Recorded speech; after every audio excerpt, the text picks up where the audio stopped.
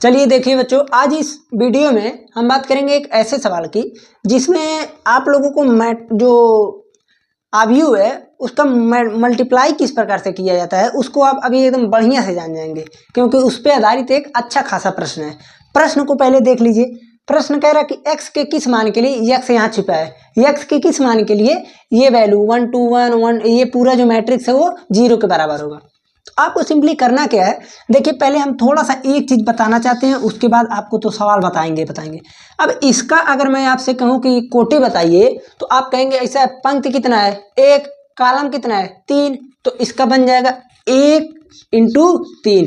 पहले ध्यान रहे पंक्ति का लिखा जाता है, पंक्ति का 1 स्तंभ 3, इसका ये तो 3/3 का दिख ही रहा है, 3/3 का है। यहाँ पर आपको कहें तो ये 3/1 का है कि नहीं? आप कहेंगे बिल्कुल है।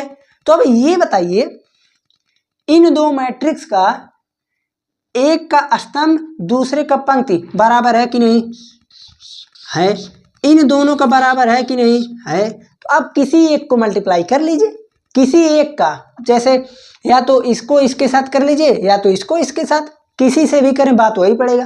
क्यों? क्योंकि यहाँ पर मैं देख रहा हूँ कि मल्टीप्लाई होने के लिए जो आवश्यक कंडीशन है वो यही है कि किसी भी दो मैट्रिक्स को ले लो, मैट्रिक्स में एक का स्तंभ दूसरे का पंक्ति, एक का स्तंभ दूसरे का पंक्ति बराबर है तो होगा मल्टीप्लाई, नहीं तो नहीं होगा।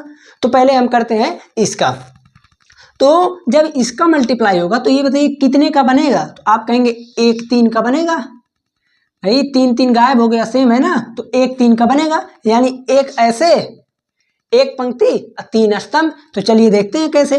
तो ये बताइए पहले करते क्या है, इस पूरे का ले जाते हैं इसके साथ, तो इसके साथ जैसे ही ले आएंगे तो 1 का 1 में 1, 2 का 2 में 4, 1 का 1 में 1, ये बन गया। फिर अब इसका करेंगे दूसरे लाइन में, तो 1 का 2 में 2, 2 का 0 0 0 0 खत्म। इसका आएंगे इसमें तो 1 का 0 में खत्म, 2 का 1 में 2, 1 का 2 में 2, ठीक है। इस प्रकार से बन गया। अभी कौन सा बचा है? 0 2 x वाला, उसे भी उतार लेते हैं, 0 2 x, ठीक। अब ये बताइए यहाँ पर एक बार और लिखते हैं, चलिए एक बार और लिखते हैं, 4 तो 6 2 4, और यहाँ से बन जाएगा 0 2 x।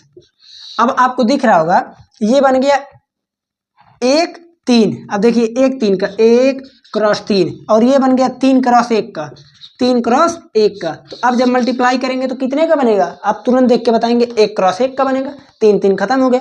तो जब 1 × 1 का बनेगा तो 6 का मल्टीप्लाई इसमें करेंगे, 6 का 0 में खत्म, 2 का 2 में 4, 4 का x में 4x, 6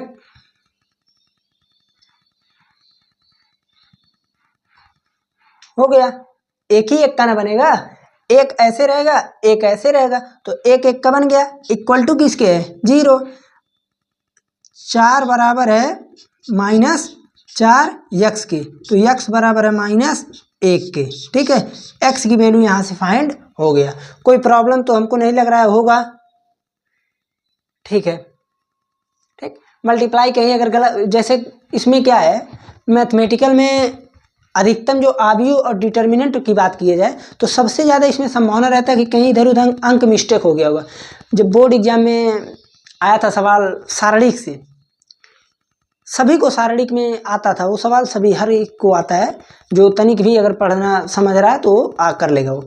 तो उसमें आया था, तो भैया करने में तो आसान ही था, सब कुछ आसान था, लेकिन प्रॉब्लम ये था उसमें इतना ज़्यादा कैलकुलेशन है, कहीं ना कहीं गलत हो जाता है। तो एक बार मेरा खुद हो गया था, तो फिर उसी में हमको पता चला एक ही अंक केवल मिस्टेक था, उसके बाद पूरा सुधारते गए तो सही हो गया, ठीक है। तो इसलिए हम यही कहेंगे अवयव का और सारणिक का ध्यान पूर्वक पढ़िएगा। आसान चैप्टर है, नंबर लूटने वाला है, जितना नंबर है उसमें एकदम पूरा बाकायदे पूरा नंबर पाना चाहिए, तभी जाकर ये लगेगा हाँ कुछ पढ़े हैं, ठीक है।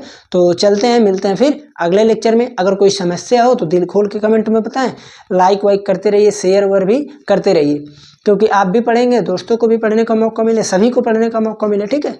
सब पढ़ें सब बढ़ें, ठीक है। चलते हैं, मिलते हैं फिर अगले लेक्चर में।